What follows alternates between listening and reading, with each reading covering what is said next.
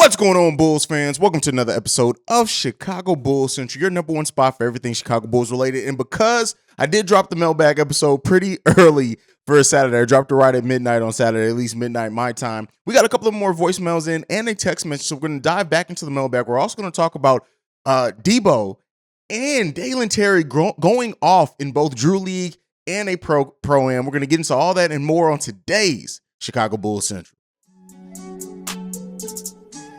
You are now tuned in to Chicago Bulls Central, your number one place for all Chicago Bulls news and content.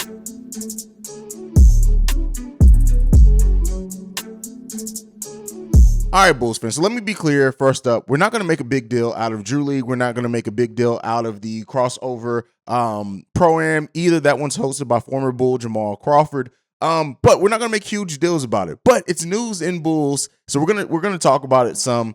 First up, Debo yesterday, DeMar DeRozan, 35 points and 7 rebounds, clamping up defensively in a Drew League playoff game for his team to get the victory there. As we know with DeMar DeRozan, he lives, breathes, and sleeps basketball. He's always on a basketball court in some shape, form, or fashion, and it's good to see him, continue. But this is what you expected from DeMar DeRozan. He should go off in a Drew League game. He should be able to clamp up some people defensively in a Drew League game. And like I've said before, it's nothing huge to be made of it. It's anything at all. It's just fun to see. And if you guys have seen the video, seen the highlights, DeMar DeRozan, he just gets so much enjoyment from playing basketball. Now, one of the things that has come up, and it's because of Bulls fan PTSD, the question is, has DeMar DeRozan been playing too much basketball? The fact that he doesn't really get injured too much, he didn't miss too much time for the Chicago Bulls last season, but is it a little worrisome that he's playing this much basketball in an offseason when we already don't know what's going on with Lonzo, things like that? And this is what my response is to it. Once you start worrying about injury, right, and things like that, it starts getting in your head, and sometimes it becomes a bigger possibility of happening. This is what DeMar does this summer. Yeah, we're seeing it a little bit more advertised. Even if it wasn't Drew League, DeMar will be playing in some type of pickup games with other NBA players, things like this.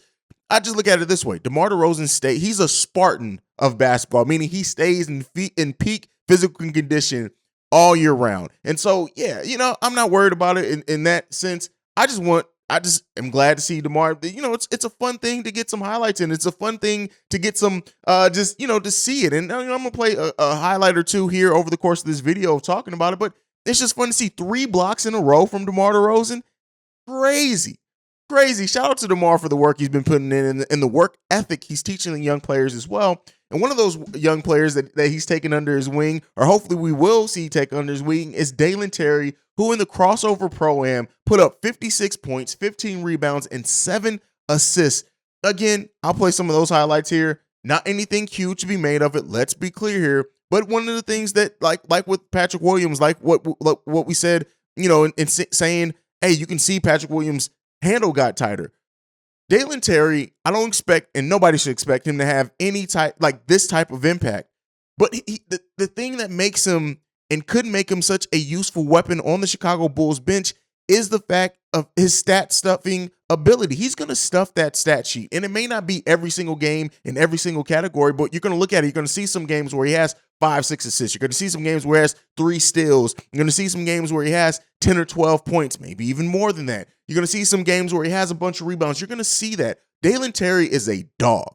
And he's going to be all over that basketball court, much like what we talked about over on Chicago Bears Central yesterday with Jaquan Brisker always being near the ball. I expect to see that from Dalen Terry in his rookie year in the minutes that he does get. Now he's going to have to learn how to be in proper positions, things like that, where it's going to be interesting to see how his game grows over that time. But let's be clear here. Dalen Terry has so much potential, and he is so raw that you can't even really predict what type of player Dalen Terry is going to be in his NBA career, because it's so much refinement that he can do to certain parts of his game that the sky's the limit for him. And, shout out to him for having a big summer as well. Like I've said before, he's having one of the best first summers of being an NBA player that it's especially in Bulls history that you can in recent memory, if not ever. So shout out to Dalen Terry for putting in the work. Shout out for DeMar DeRozan for having big games, and shout out Ayo Dosunmu as well. Like, we keep seeing pictures of Ayo Dosunmu, who just, you talk about a Spartan and a samurai or whatever. Like, he's been eating a bunch of sensu beans to restore his energy, apparently. And it's just great to see overall. And there's a really good feeling around the Chicago Bulls in this offseason. And we'll get into some of that with the voicemails as well. But, that's what I wanted to start it off talking about. Let me know what you guys think about, if you saw those highlights from Dalen Terry, and what do you think his game may be this first year in the NBA for the Chicago Bulls. Well, let's go ahead and get into the voicemails. We got one. This first one's up from Marvin. What's going on, guys? Marvin. First I want to say,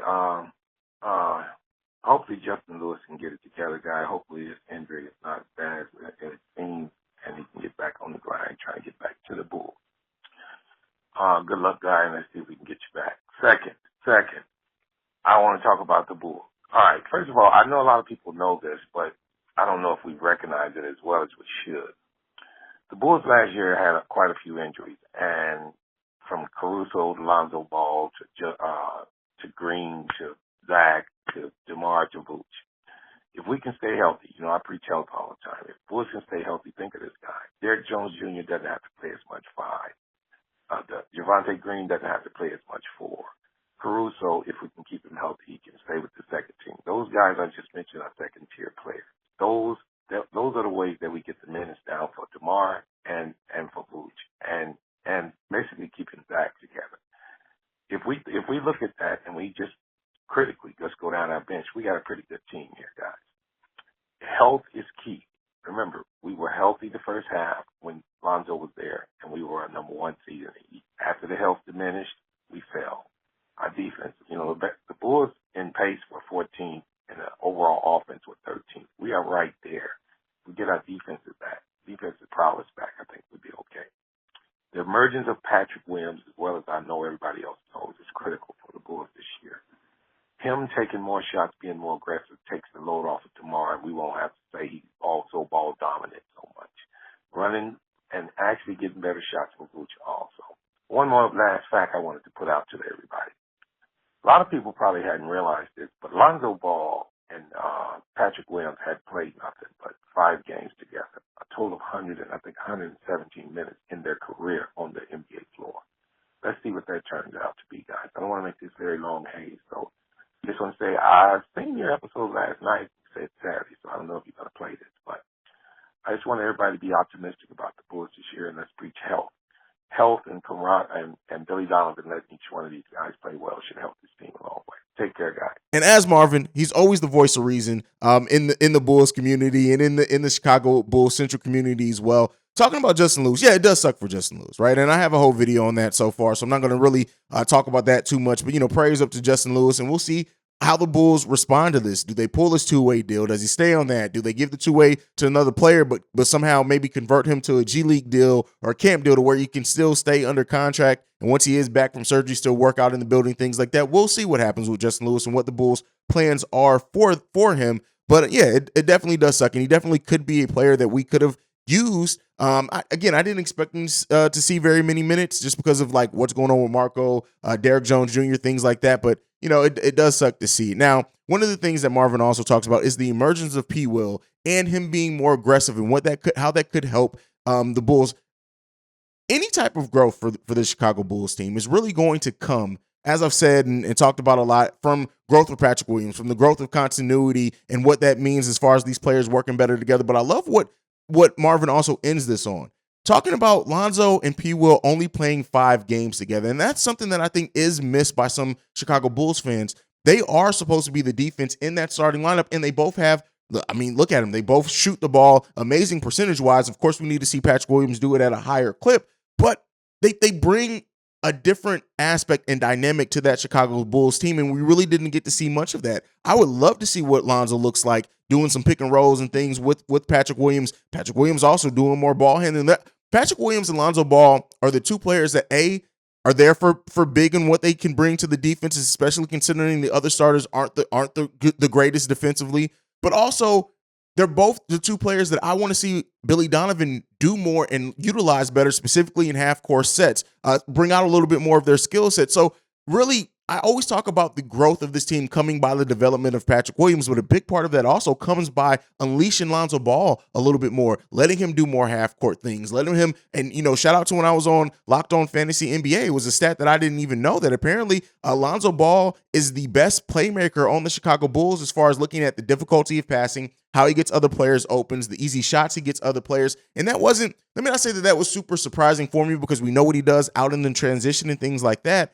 But it was by such a big margin that it kind of did, considering, how Lonzo just does not get very many opportunities to do some true play calling and ball handling in the half court. So imagine what that discrepancy would be like, letting Lonzo do a little bit more of that. Patrick Williams, we need to put the ball in Patrick Williams' hands a little bit more. So the Bulls offense can evolve in such a way that, like, you really do have a bunch of players out there who are all solid passers. Zach LaVine, while he does make some bad playmaking decisions in crunch time, he's a solid passer. For the most part, we know what Vooch is as a passer. As a big man, DeMar, Lonzo, Patrick Williams, both seem like they can have some playmaking and ball handling ability. I want to see a more free-flowing offense. I want to see more off-the-ball movement as well. I want to see less iso ball, except when you do need it. There are going to be times where DeMar DeRozan's ability to isolate and either get to the line or get a bucket, or sometimes both. He gets the tough bucket and he gets to the line. It's huge for the Chicago Bulls team. But I think you open up a little bit more when you have that offense that truly the ball just continues moving all the time, and the Bulls have an opportunity to get that. To be that type of team, when you really look at that raw skill set, it's just up to Billy Donovan, the coaching staff, to find a way to mature that while also not necessarily hurting the team, right? You want to give players opportunities to grow, to succeed without it coming at the detriment. So it's going to be interesting, a balancing act, and I think this this coaching staff can do it. It's just, will they do it? And if this team is going to be considerably better, if they're not going to get figured out halfway through the season as far as the offense that they run, they have to get more versatile in the type of sets that they run. And that comes from utilizing Lonzo Ball and Patrick Williams a little bit better. And yeah, this is a great voicemail from Marvin, as always. And it really makes you think, like, yes, Lonzo and P. Will are really kind of in that starting lineup, right? That's not to take anything away from Io or what Alex Caruso brings. I'm talking just in that starting lineup can really unlock a different level of Bulls offense if they got to earn the opportunities. They have to be successful in them. But if they're given a little bit of a chance to do a little bit more for the Chicago Bulls team as well. All right, we're going to get into this next voicemail. This one is from Ace. Yo, what's up, Hayes? This is Ace, man. I was the person that brought up that comment about Patrick Williams being utilized the same way that they utilize Draymond Green. So my name is Ace, brother. Another interesting topic I want to bring up, man, for you to bring up on the show and maybe talk about and give me your input on it. How you feel about us being one of the top defensive teams next year? I mean, if you really look at how the team is put together now, Dalen Terry, two-way player, Ayo Dosunmu, two-way player, Lonzo Ball, two-way player, Alex Caruso, two-way player, Patrick Williams, two-way player. Javonte Green, hell of a defensive player. I ain't gonna say two-way, but a hell of a defensive player. Hell, even Andre Drummond plays the passing lane very well. He may not be the best shot blocker, but he can get you some block shots. I mean, he's athletic enough to do it. And I think we should be one of the best defensive teams in the league next year, period. What's your thoughts on that first? And also, what lineup are you mostly interested in seeing on the court playing together? Like me personally, I'm a Vooch fan. Love Vooch. I mean, because he's a guy that you can throw the ball to down in the post. But I'm more so interested in seeing the way we run this offense, free-flowing, fast break.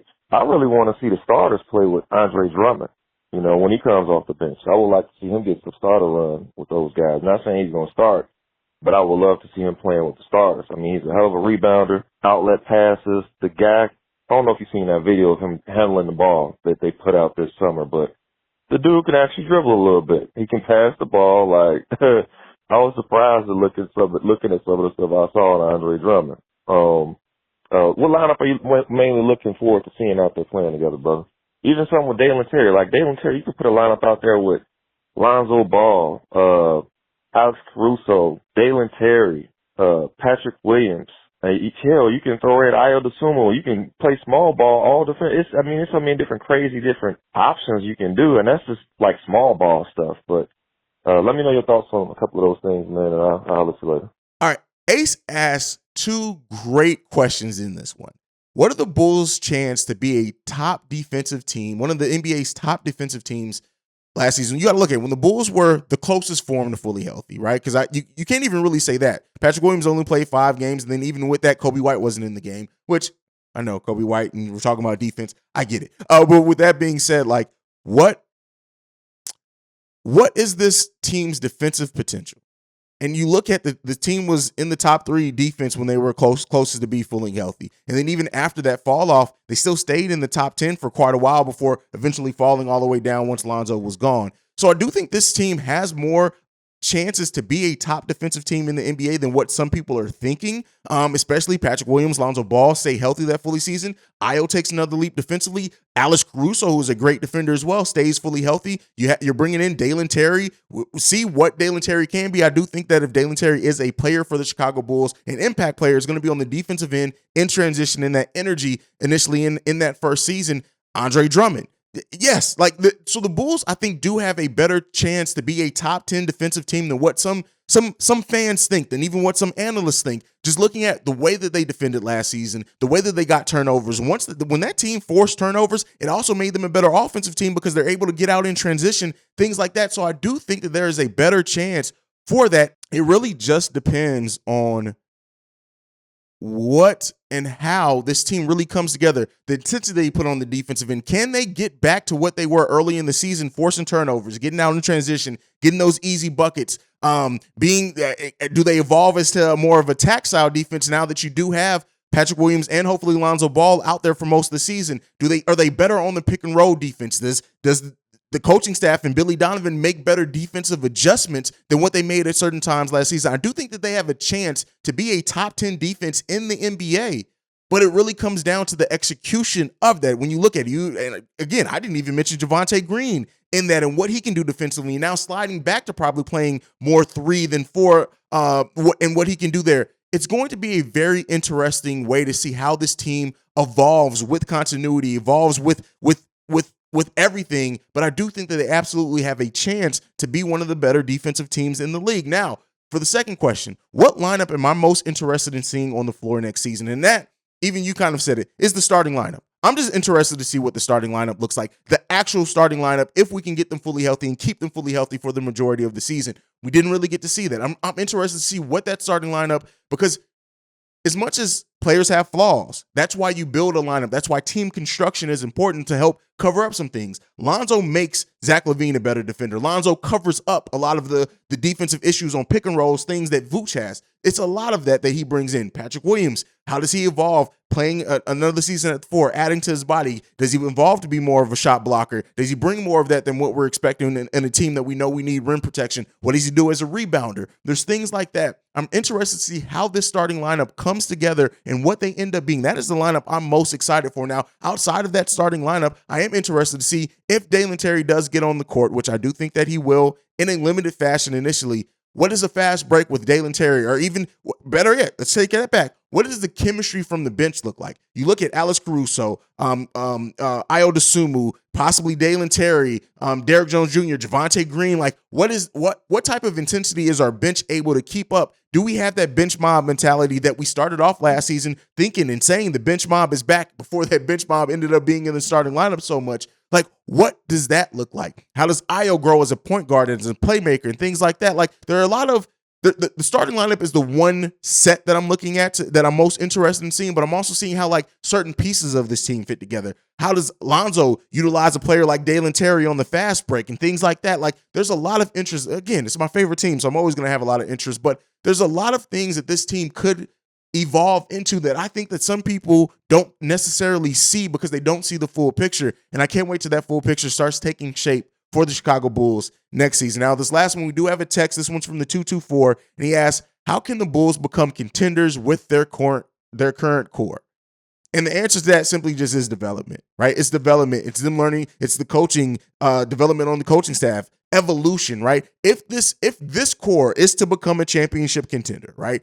I still think they need to add maybe a bigger piece, or somebody needs to take a really big leap. But to be a championship contender, this core, it would take for Patrick Williams to evolve and hit that ceiling that a lot of Bulls fans see and want him to hit. It would take Ayo Dosunmu developing into a super sub. It would take health too. Health is a big part of it. How does Zach LaVine refine his game? Can he become a better and more consistent defender? It's those type of things that would turn this core. But I still think this core is maybe a piece away from being a championship contender, or a development, or a player developing and hitting a huge high and a growth that we may not see for this core to become a championship contender.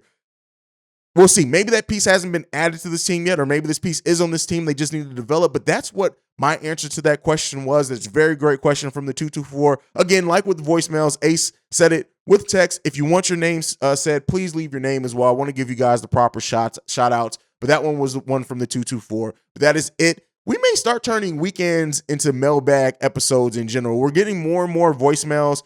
The Saturday episodes are turning to like 30, 35-minute episodes. So we may start looking to break it up, do one mailbag Saturday, one mailbag Sunday. And that may be what we do going forward. So get in all those texts, get in all those voicemails, get all those emails as well. But that is it for me for today. Make sure you follow the show at Bull Central Pod. You can send us any feedback, questions, comments, concerns, bullcentralpod@gmail.com. Lastly, if you want to leave a text and or voicemail, the number to do so, 773-270-2799. We are the number one spot for everything Chicago Bulls related. And like I like to end every episode on, go Bulls. Love you guys.